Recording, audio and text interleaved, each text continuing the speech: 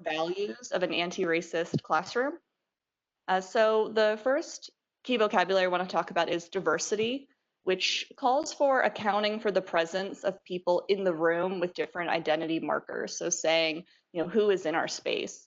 Whereas equity focuses on fair treatment and access of opportunity and success for people in our space.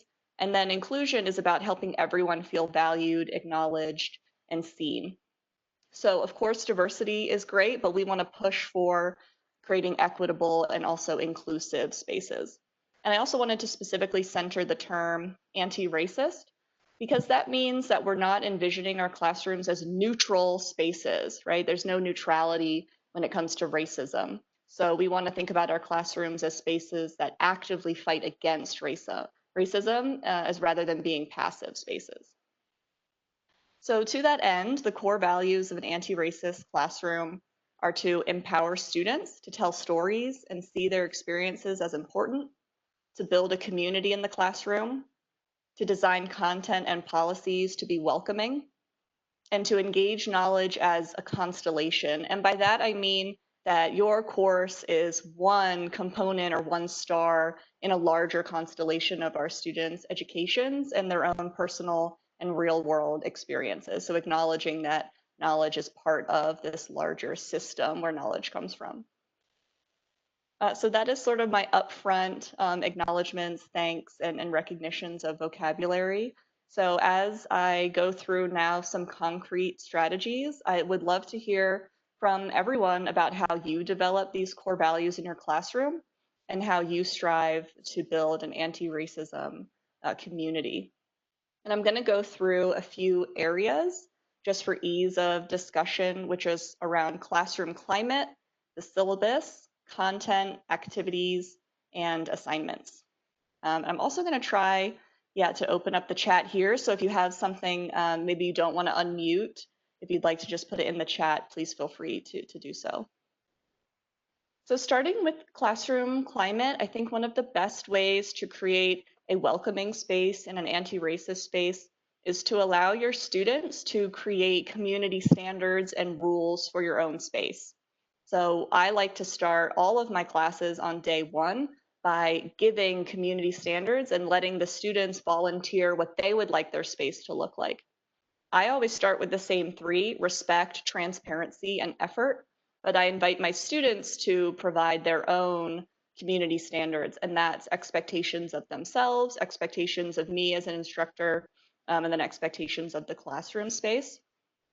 The idea is that these are co-constructed with everyone in the room and thus signed onto by everyone in the classroom as ways that we can encourage people to see themselves as being valued and belonging in the classroom space. And I like to leave it fairly open-ended. Sometimes students say things like being thoughtful with your use of technology, and not being on your phone when you're in class. Sometimes students say, I want my voice to be respected and heard, and I want people to disagree with what I say and not disagree with me. So I think it's a great space to allow the students to claim ownership about what they want the classroom space to look like. And then because they've signed on to it and as part of the class activity, it's something that you can refer to later in the class. Oh, remember our community standard of listening. Let's be sure to all listen right now. So that's a great strategy for creating a classroom environment that I use, which is just, again, creating community standards as part of a class activity. Another strategy for creating an inclusive classroom climate is something I call yes and that's taken from improv, where when you're doing improv, you say yes to something someone says and then you add to it. I try not to say no to students when they raise their hands or they volunteer information, even if it's a bit tangential, or even if maybe it wasn't the point I was hoping we would make. I still try to affirm students for volunteering and sharing their perspectives, and then just try to recircle back to my original point. I don't want students to feel like they've done something wrong, by sharing and participating. And that's part of making sure individual voices are valued. I also encourage students to create groups outside of the classroom, which is a way to build support networks if they miss something, or just someone to touch base with as a buddy can help support the classroom environment by developing friendships or networks outside of it. That's something you can do as instructors on the Groups tab in Canvas. You can pre-select or randomly assign groups, and then they can chat with each other and have their own private space. Or I've had students create GroupMes or other chat groups outside of the classroom. Oh, I see I have a chat here from Payal. Also, if we use yes, but instead of yes, and, it can set a different tone and create less inclusion. Yeah, I think anything that could potentially be downplaying a student's contribution or viewing it as an incorrect contribution might encourage that student and others to not participate. Yeah, so that's why I prefer the yes and approach. Great, so those are my three main strategies for classroom environment, community standards, yes and then encouraging the creation of groups outside of the classroom space. Did anyone want to share other ways that they try to create an inclusive classroom environment, things, strategies that they've tried, or questions that you have about sort of our classroom space, especially in this virtual environment? I know it can be difficult.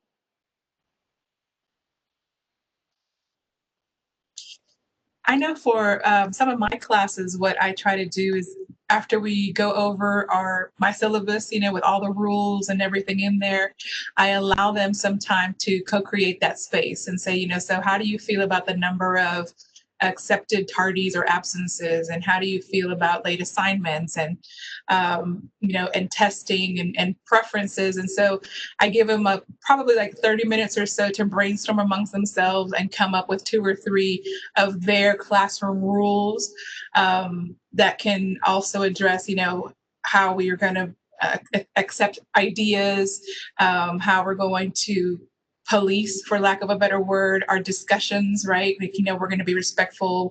We're only going to banter back and forth for a certain amount of time. We're going to have a parking lot for things like that. And so I do that at the first day of class, and they're like so shocked. They're like, oh my God, we can help write rules for this class. And it's like, yes, this is your class. We're co-constructing together. So I found that that's been really helpful for me.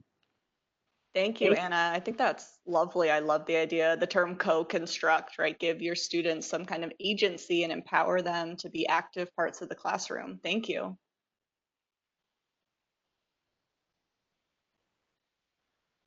Were there others that wanted to share on the topic of classroom climate?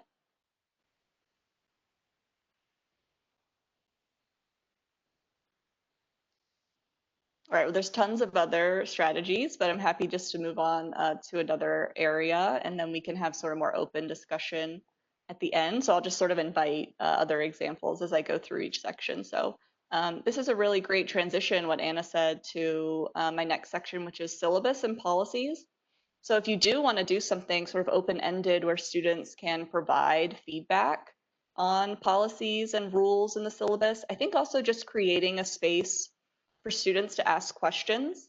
I often have my assignments due at 5 p.m. instead of the sort of typical 11:59. And I had students, I said, well, can you ask me anything about the syllabus? What can I explain? And they asked about the 5 p.m. And so I explained it. I said transparently, I prefer deadlines at 5 p.m. because if there's any kind of technical difficulties, I will still be up and checking my email. I'm not checking my email at 11 p.m. and being tech support. And it also encourages you to work ahead and not save assignments right till the very evening that they're due, which results in better student performance. So part of it is having policies in place and then also explaining, right, the pedagogy and the reasoning behind it so students can understand why you're instituting these policies, not something that's arbitrary. Another good practice for syllabus and policies that you can consider in your classroom are things like absence policies. And in our COVID times, you could also think about synchronous policies. And I've also seen some professors employ what we might call appearance policies about sort of spaces you have to be in or outfits you have to be wearing, even things like lighting. And for me, when I think about these policies, my question is really, what is the course or knowledge benefit of those types of policies? Is policing appearance or where people are at, the space that they're in, and whether they're in my classroom or not, really a measure of course knowledge, right, and key concepts that I want them to learn? Of course, it's going to be different for everyone's classroom, but I encourage reflection on what are you actually measuring and giving points for or taking points away from when you have very stringent absent policies, synchronous policies, or things like appearance policies. And I would also think about, especially in our time right now, is how is presence in any form, quite valuable, and it still says something. Even right now, I'm looking mostly at all of y'all lovely profile photos, right? And even that says that you're here, right? And you're in attendance. And this was something you chose to come to after with all the many things that we have going on right now. So I would think about how can presence in any form be very valuable for students, valuable for their learning. Another strategy I would consider is if you have participation grades, think about a variety of ways you can measure participating. Again, just being on the call and being present. Could also think about submitting content ahead of time, having students reflect on a classroom experience. I think participating in classes can be, even in person, can be stressful for students. So finding other ways we can measure what participation looks like. In terms of the syllabus document itself, I encourage people to use first person language. Introduce yourself. I am this person, I am this professor, you as a student are taking this class. It makes the document sort of less formal and legalese and makes it more casual, like a conversation between you and the student about your expectations and how they can succeed in the course. So something very simple like changing the tone or changing the first person language, I think can be very effective. There are also a lot of things you can include in the syllabus to create a welcoming space for students. One is a land acknowledgement. The UNLV Libraries has a fantastic land acknowledgement on their website that you can just copy and paste right into your syllabus. That says it recognizes UNLV sits on the unceded land of the Southern Paiutes, and it goes into a bit about the Southern Paiutes and their land that they have in Southern Nevada, Utah, and California. So I think, and also provides additional resources for students who are interested in learning more. So I think like things like land acknowledgements can set the tone for what you value in your classroom space and let Indigenous students know that they're safe, right, in your classroom. You can also consider including obviously university resources, but also community resources, links to COVID-19 resources. And over the summer, I started including Black Lives Matter and protest resources for students who want to get involved or are doing other things outside of the classroom. So providing links to that information, probably at the end of the syllabus where you have all the class information first, I think can be a way of saying, hey, these things are important and I acknowledge that you are a whole person, even outside of our classroom. And then, of course, having a statement on equity and inclusion that mirrors your community standards and your values of respect and inclusivity. Yeah, I see a question from Natalie here. I love these ideas, but worry the syllabus becomes too big and they get lost. Yes, that's a really great question, and I think the document can become quite big. I do two things to prevent against that. One is I have a table of contents for the syllabus where it's a cover page where I show them where the information is going to be. Course calendar is page 6, attendance policy, page 3. Obviously, it would be in order. And then I have, community resources. Maybe it's that very last section. And I can say, oh, if you're looking for that, you can go ahead right to page 12.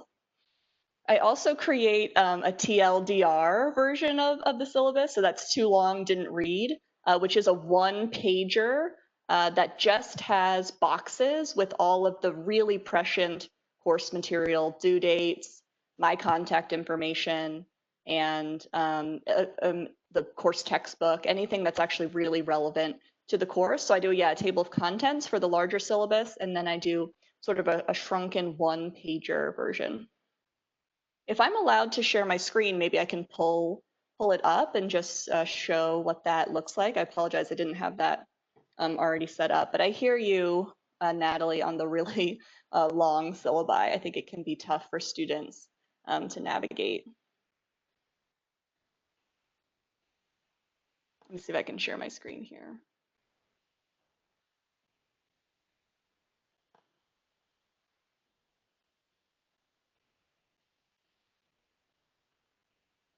People can see that? So this is just sort of the cover page here, and then I had the table of contents, how to navigate this syllabus. And then I just have all the page numbers of where important information is, like the dates, grading information, assignment overviews, university policies, and the weekly course schedule. So this is for my Rhetoric of Science class that happened in the spring. I love that. That's awesome. Thank you. Yeah, I think the document can be fairly unwieldy for students, and especially if they're taking, 3 or 4 other courses, it can be hard for them to remember where content is. So the instinct is to say, um, I'm just going to email the professor. So if we can create a way where it's easy for them to find the information, I think that's all the better for everyone. I'm sorry, I'll share my screen again. I found my one pager here too, if you want to take a look at that. So this is my one pager, and it just has boxes with all the important information. Who am I? How do I contact the professor? What are you going to read? What are the assignments? Important dates. So it's kind of just the too long didn't read, really basic overview of the course. And then of course the full syllabus is available on Canvas. And I just call this the abridged syllabus. And instead of, when we were in in-person classes, instead of printing out full syllabi for everyone, I would just print out these one-pagers and hand it to them and say, here's the basics of the course. There's more information in the syllabus, on Canvas. So thank you for asking that question, Natalie. Emma, I have a different question. So a few years ago, when I was teaching a class on power and politics and organizations as a professor of management in the business school, I remember bringing up current day events with the Kavanaugh hearings, and some of my students were clearly not supportive of, women who had survived sexual assault, and their comments came out as such. And a bigger question I have for you and for the community gathered here, I feel like when we talk about topics like diversity and inclusion, there's almost an embedded assumption that our political leanings, for those of us who support those topics, are more liberal or moderately liberal. And as a professor, I feel responsible for creating an inclusive space for students, regardless of where their thinking may be, including if it doesn't dovetail with mine. So when you mention including resources for your students, like on BLM and protests, I would imagine some students wouldn't feel comfortable being given that information from a professor. How do you navigate that? Yeah, that's a fantastic question. So I like to tell students that the personal is political. So if you take that view, then yes, of course, things like racism and identity are political, but it's not political in the sense of Democrat, Republican. It's not political in the sense of politics, right? It's political in the sense of public identity and navigating the world. So I like to tell people that, racism is not something that only one political party sees or should see. It's something that affects all of us. So for me, it's in a space outside of politics. And like any resources in a syllabus, students can choose to access them or not. I put information in my syllabus about food pantries. That might not be relevant, for all students, but for the students who need it, it is something worthwhile. So I think I would approach a student or respond to a student who had an issue by saying, these are just a variety of sources. You can take and use them or not use them as you wish. I'm not necessarily promoting them, or creating any kind of requirement, obviously, to use them. It would be more information sharing. But I agree, it can obviously be a tricky topic. I study in my research, how to have difficult conversations with people on controversial topics, such as the environment and climate change. But these are things that I would hopefully have specified in those community standards about the space that we're building in the classroom, and that we can disagree, but we always have to come back to our values like respect and equity and equality. Hopefully that answered the question.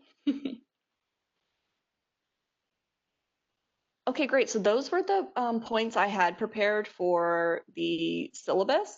Did anyone else have questions or things you do in your syllabus that you wanted to share with the group in order ways we can think about making an inclusive classroom space? I'd love to hear what other people are doing with their syllabi.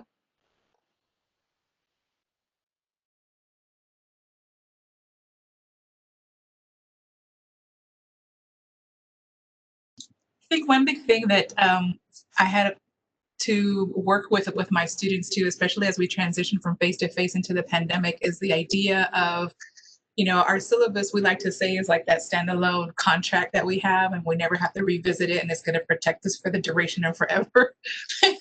But in light of all the different changes, to being open to making adjustments and changes as we go along to accommodate those students who are having issues, particularly during this time with mental health, access to internet, illness, and things like that, where in traditional settings, they might be able to do everything that you ask them to do, but not so much in these strange times that we're at. And so in our office at the intersection, we have a lot of students who come in and ask us, how do they deal with their professors on these issues, because some of them are still very, very rigid, or still trying to maintain this idea of a certain standard. The latest one that we've had in our office is this concept of engagement, and how they are required, like when you were opening your statement, requiring students to show their face for a particular amount of time, or to log in every day and comment on things, or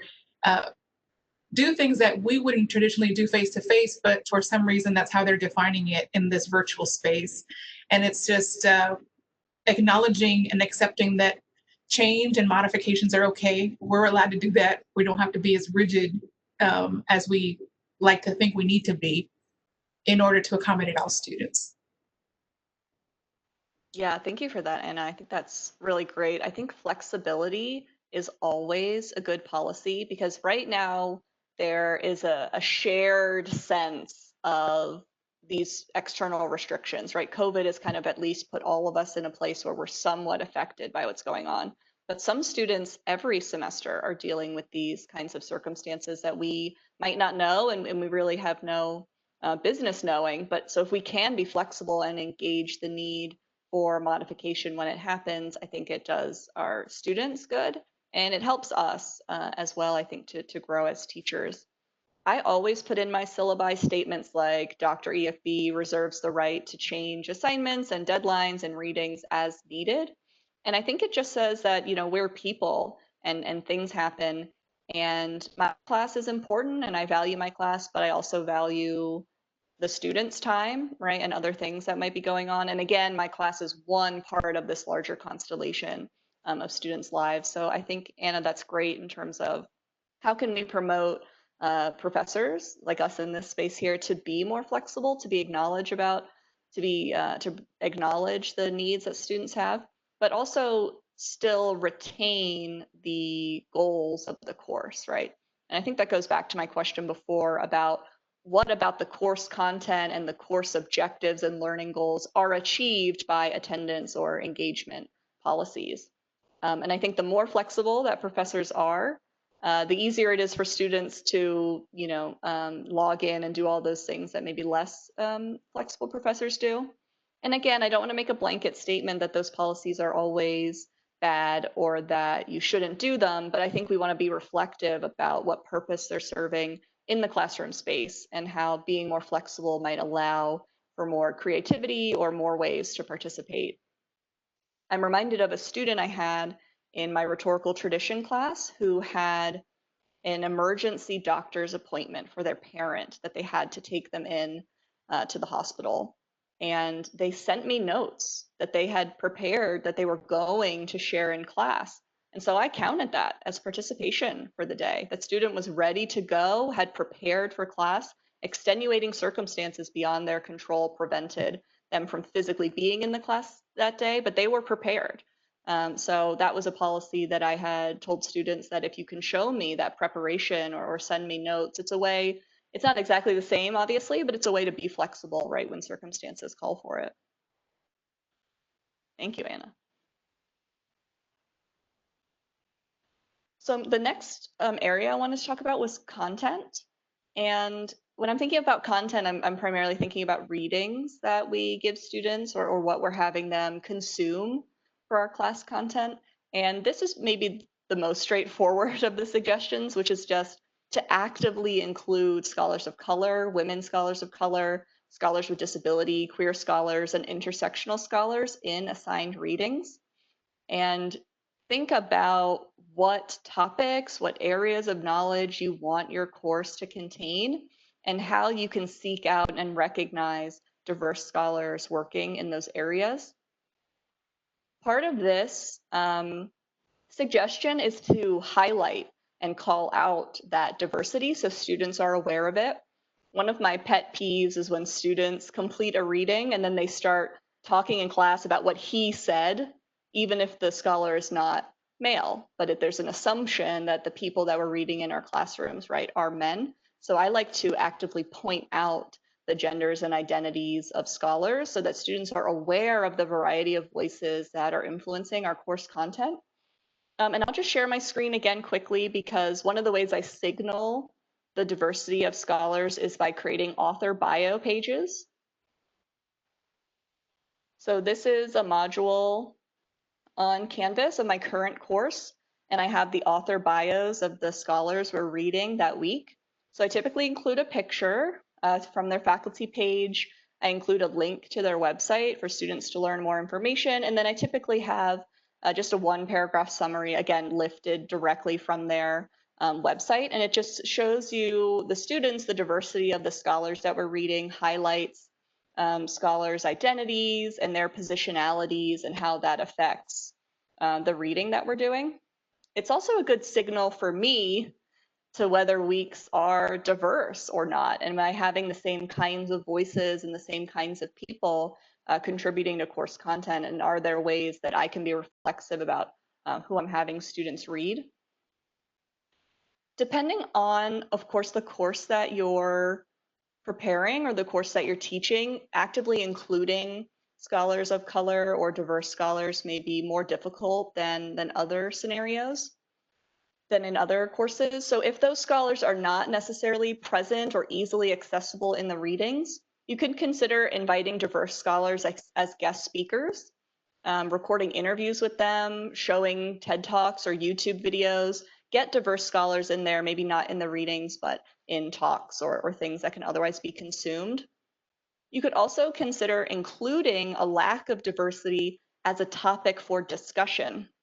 When I teach the rhetorical tradition, we have to start in ancient Greece, right, with Plato and with Aristotle and with Socrates, and we talk about why there aren't women present in the conversation and why the very few women who were rhetors in that time were not acknowledged. So we create a conversation around diversity and access and agency, reflecting on the scholars that we are reading, reflecting on those absent voices, right, and why they're absent. So those are a few strategies I have for increasing, diverse content. Are there other scholars, other people in the room have ideas for incorporating diverse scholars or ways we can create inclusive content in the classroom? I'd love to hear what you all do.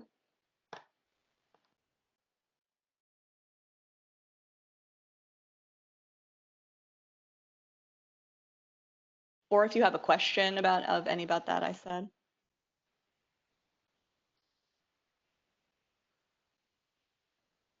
So in my class, I love to co-construct stuff. So I think it keeps me on my toes and it keeps me fresh. So I kind of allow them to find them, go out, and one of your assignments is to go find a scholar that interests you, that needs to fit this or this or this or this. And like you just said, in any type of format, either a reading, a scholar, a magazine, a YouTube or whatever. And it's really interesting where they find their sources and how they find their sources. And then we have that additional discussion about critical thinking. And is this a reliable source? Are these, it branches out and stems out to it, but it's part of that co-constructing where they feel like, oh, okay, now I understand why I might need to read a little more, or I might need to read different perspectives in order to have a well-rounded idea. So that way I'm also introduced to new and upcoming, TikTok things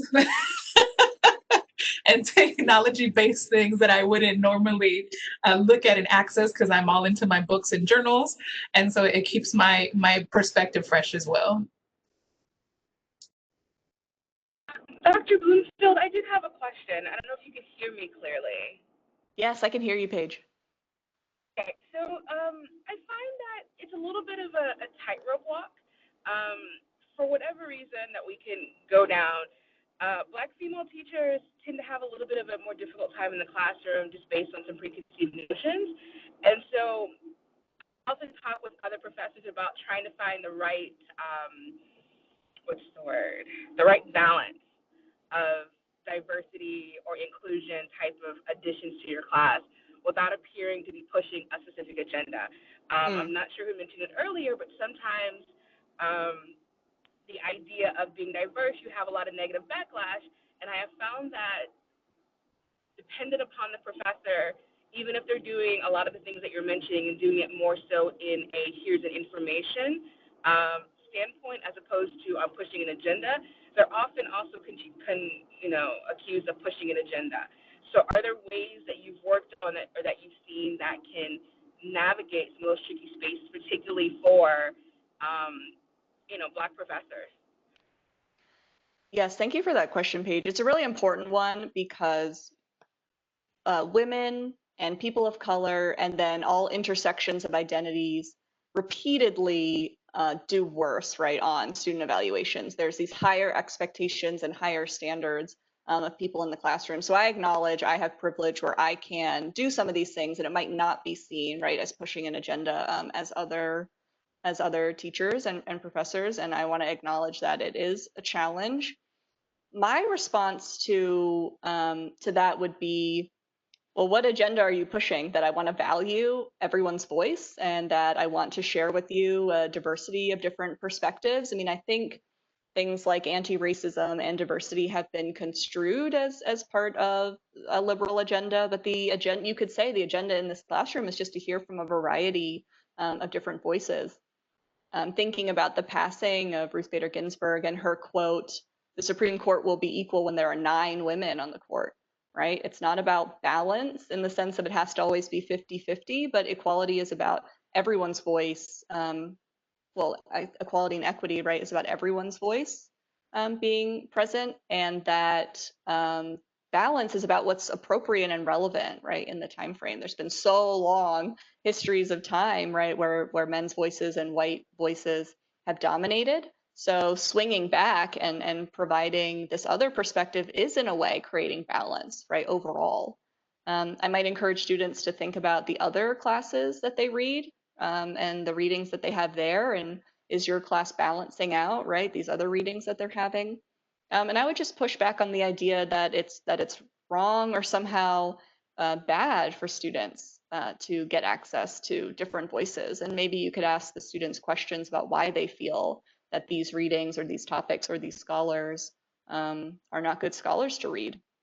I love that suggestion from Anna to have the students go out and find them themselves, because again, that's building agency and allowing the students to participate in knowledge creation. So that could be a way as well to encourage students.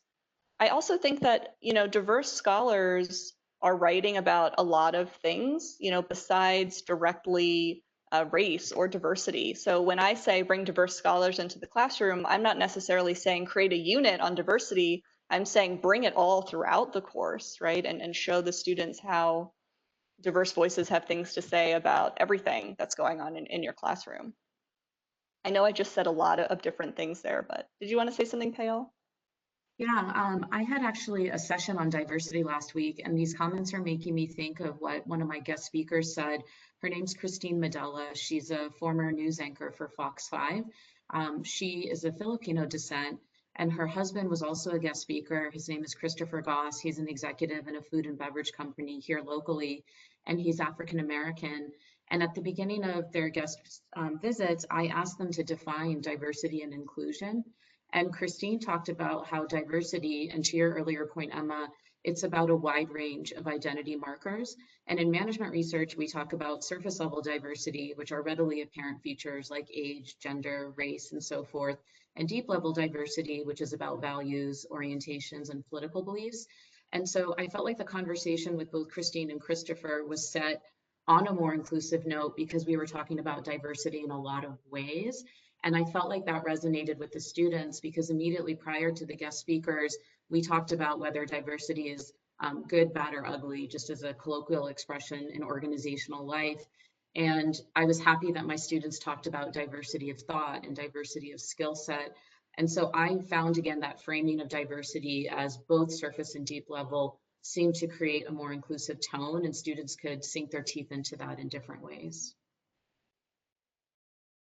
Thank you for sharing that. I think that's a very thoughtful reflection on and diversity, and as you say, thinking about surface level, but also deeper ways that diversity emerges. So we're not only thinking about the level of race. I mean, this talk is specifically about anti-racism and inclusion, but I think when you're accepting and you create spaces for people to feel diversity on any level, it affects those other markers as well, right? Because you're just creating that more welcoming and inclusive space. So thank you. I really like that.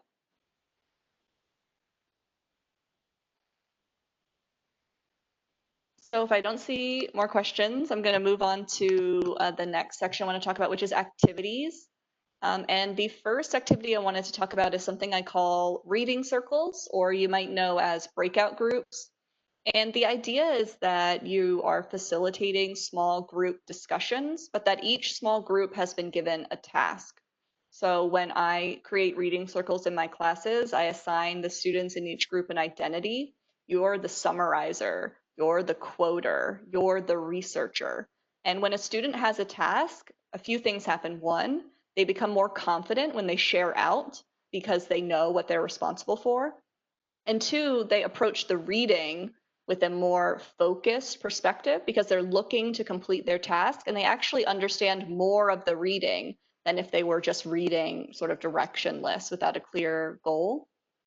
And in the studies I've done on reading circles that I've presented for the Faculty Center and the NSHE Diversity Summit, I found that diverse students are more likely to participate in these small groups because they feel like it's lower stakes and there's less chance of conflict than if they share out in front of the larger group. It's almost like a testing environment for students to clarify their ideas about the readings, and then they feel more confident than sharing out as whole groups. So I spend time in the classroom having students participate in reading circles and chat with their small groups. And then I invite the whole class to come together and sort of share summaries or key points from those reading circles. If I teach my virtual classes on Zoom, and on Zoom you can create breakout groups, so you could do the same thing. You can pre-assign groups of students together to chat in that low stakes environment. You can hop between the groups and check in on them, and then you can bring people back, right, for these larger conversations. So I found that those types of activities where clear goals are created and the students get a smaller group on which to participate in can help increase their confidence with the readings and their willingness to share out about their personal experiences and opinions. I also like to do mini activities I call entrance tickets and exit tickets. So this idea is that you have the students do something small when they're entering or leaving the class as a check-in and a way to orient them to the key goals of the day. So when my students log on to my classroom in Zoom this semester, I have a PowerPoint slide shared that has a key question that we're going to answer that day. And I use the app Socrative, but there's lots of apps like Socrative, like Poll Everywhere, where you can have them submit an answer to the question. Sometimes I have it be anonymous if I want them to sort of free share, but I also use it as attendance, right? Did you log in on time and did you answer our orienting question for the day? And you can do the same thing with exit tickets. Throw up a PowerPoint slide with a concluding question for the day. And it's an exit ticket because when the student's done, they're then excused and allowed to leave. So I think the kind of small, low stakes activities can give you a sense of the feelings in the room about certain topics and can give a structure or order to the classroom environment. Students come in and they know they're asked to do something, and then they leave there when the time class is wrapping up, they know they have a final task to complete, and then they can leave as well. They're excused. So Socrative I really like. The cap is 150, so most classrooms can use Socrative. It's free for professors and for students, and then you can access it on just a web browser, and then there's also an Apple and an Android app. So I like Socrative, but Poll Everywhere is a similar product. I think there's a bunch of other ones. And then I also wanted to shout out Kahoot, which is more of a gaming, right, a quiz type of an app. But these kinds of apps can be ways to facilitate mini activities for students to engage and participate in the classroom space. Does anyone have any other ideas for activities and things you do in the classroom? I think I'm thinking of activities kind of broadly in terms of what happens when students enter or participate in your classroom, or if you have questions about reading circles or these ticket activities.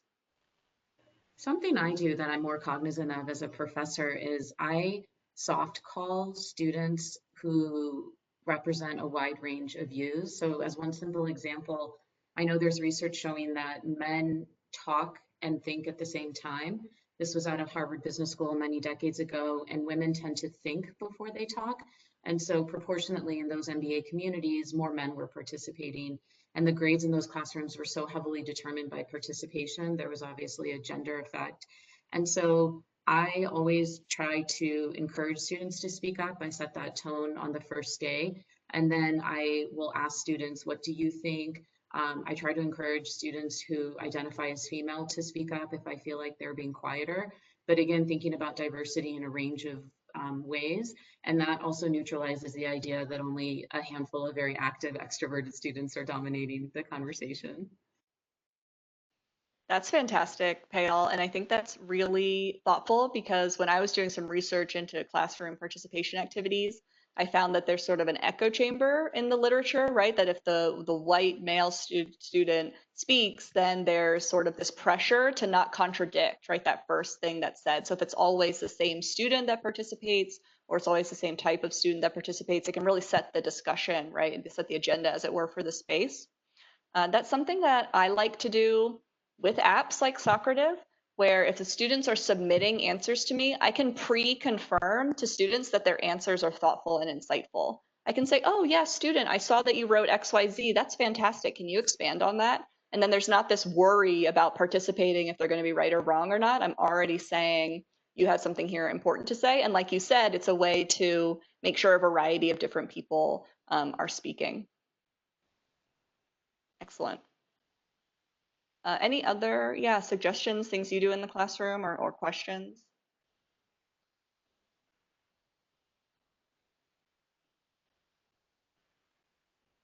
Okay, so my last section is assignments, and I think we sort of touched on some of these things in terms of syllabus policies.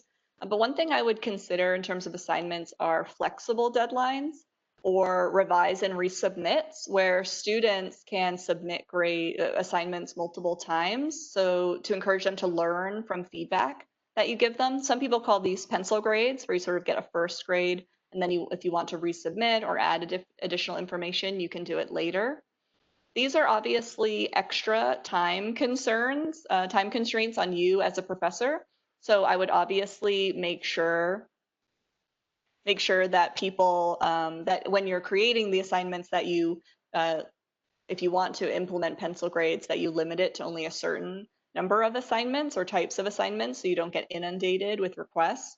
And if you do pencil grades, I also encourage you to have the students submit summary paragraphs of what they changed or do tracked changes so you're not sort of looking for what changes that they made.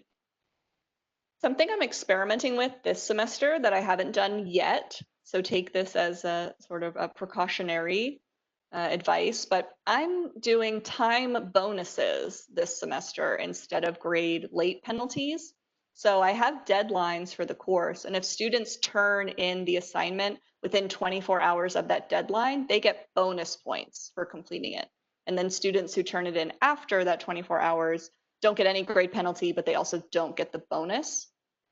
So I'm experimenting with it because things I've read about it say it encourages students to stay on a deadline and stay on a tempo for the course and not get behind. But it also allows students who need that extra flexibility, even a day or two, to still be able to turn in assignments for full credit. Okay, I see Natalie has asked how much of a bonus do you give? It's just 2 points onto the paper grade. So I'm looking right now, I believe the The paper grades are about 50 or 75 points, so it's not really that much of a bonus in the grand scheme of things. I typically give 2 points of bonus on top of the paper score. Again, this is the first semester that I'm doing it, so I might adjust as time goes on, but I was reading about it online as a way to avoid students who, because they're flexible deadlines, wait until the very end of the semester, right, and try and do everything. Because if you're creating assignments that scaffold on each other, you're going to want them to complete them in order and complete them with enough time in order to grow in the semester and improve on their work. So I'm just opening up my rubric here. Yeah, so I give +2 extra credit points added to the assignment grade if it's received within 24 hours of the posted deadline. And then of course there's no penalty, no late penalty if the student needs extra time. So we'll see how that goes. And yeah, I think like Natalie says, it's small motivations, right, to help people stay on track and think about their kind of pacing in the course. In terms of assignment rubrics, I would also think about rubric lines that focus on grammar and sentence structure and syntax. Of course, if you are in an English department or you're teaching grammar and syntax for a language course, this might not be applicable. But when I'm grading assignments, I'm thinking about what is the content I'm asking students to learn? What are the applications I'm asking them to do? And if I can understand their writing, then the information has been communicated to me and I can evaluate whether they have achieved that course or learning objective. Of course, if the writing is at a level where I can't understand, what's happening, that's obviously a problem that we need to address. And I do make edits on student papers to give them feedback on grammar and structure, but I tend to not penalize it unless it is sort of unreadable in a sense because of grammar and sentence structure issues. And I do that because, again, I want to reiterate to the students what value I see in their participation, and what I'm really grading in the course is the content, right, that they're sharing with me and their knowledge of the content I've provided them. So in other words, we might not want formatting or grammar to kind of overshadow their showing you their knowledge that they've learned in the course. Something else to consider is alternate formats. Because we are now really in this digital virtual environment, you could consider, can papers be submitted as videos? Can you do assignments or worksheets as infographics? Can you have students do in-class presentations? Creating multiple submission formats and creating assignments that aren't just writing papers can be a way to speak to a variety of student strengths and create diversity in the ways you allow them to perform or demonstrate their knowledge.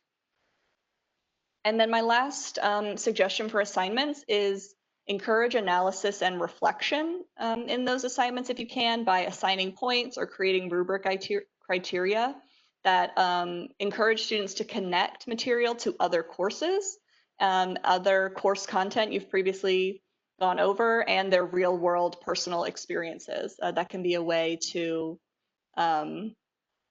also encourage that reflection and thinking about knowledge as constellations and assignments. And I think it provides deeper analysis, right? If you can connect a reading to something happening in the real world or something you've personally been through, I think it demonstrates really a high level of understanding of that information.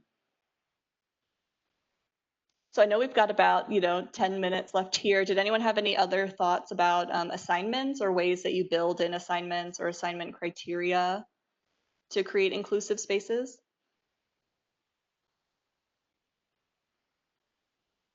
Or a question? Yeah, I have more of a tactical question for you. So do you look at the class that you're giving and then like analyze and think how all of these formats are going to fit together?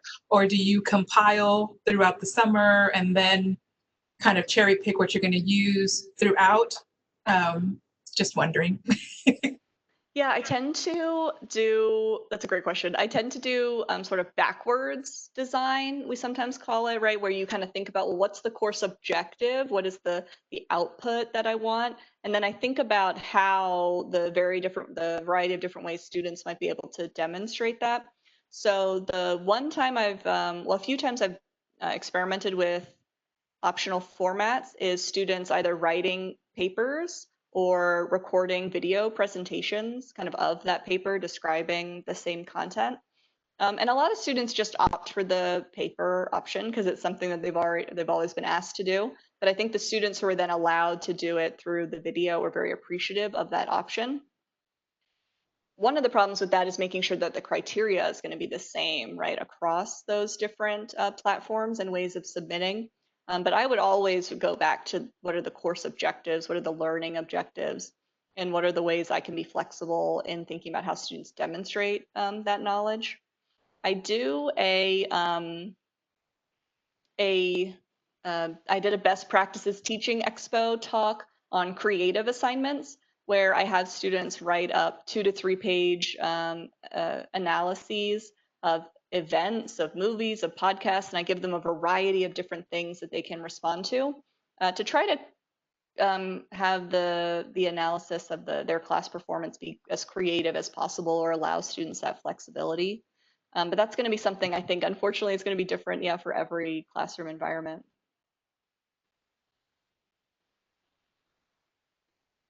Thank you. Thank you. Yeah. So we're kind of nearing our end of time here. So I thought I'd just leave you all with a final thought that one, even just coming to this talk and wanting to be a part of this conversation is such an important step, you know, in thinking about what we can do to make our classroom environments more welcoming to students.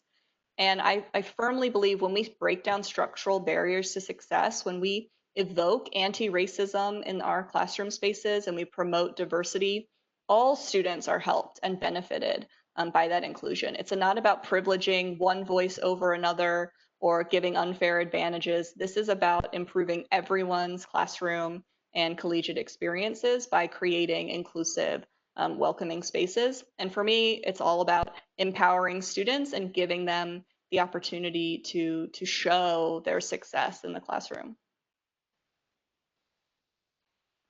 Thank you all so much for having me here. It was really a pleasure to talk with you all today. Yay. Thank you, Emma. That was awesome. I learned so much. Thank you. Thank you so. Wait a minute. I'm gonna even get on camera, right? Because Emma, thank you so very much for consenting to do this presentation and providing this information. I mean, it was far more. Well, I'm not gonna say it was more than I expected because that is exactly what I expected. But I'm just so pleased that with the information that you provided. I certainly do hope that it was helpful to members of our faculty and anyone who actually teaches, and particularly that information that you were providing about the syllabi, right? I mean, just perfect and spot on. And then how you also try to make sure that you're including those readings and selecting diverse voices, and how you show in your classes and in the documentation that these are diverse voices. So I just truly appreciate it. You know, I always go back to how we first met. It was, you know, karma happening. And so I just really appreciate it. I think so. I think that is so. And so, you know, I look forward to us continuing to work together. And I hope, as I said before, that all of those who were here on this this presentation, this professor circle, was able to get something out of it and being able to incorporate that into their actual classroom. And if I could just remind everyone to fill out the evaluation for us. That helps us to plan future professor circle, because we want them to be of substance and of help to our teaching faculty in particular. And a reminder that our last professor circle will be, our last one for the semester, will be on November 4th. The day after a very important day, and we just kind of figured that maybe we just all need to just have a space to be able to talk about whatever happens the night before. So I just want to thank you all for being here this morning. Wish you a wonderful and great rest of the week. And again, thank you so much, Emma. Thank you. Thank you all. Thank you, Harriet. Thank you, Anna. Thanks everyone for coming.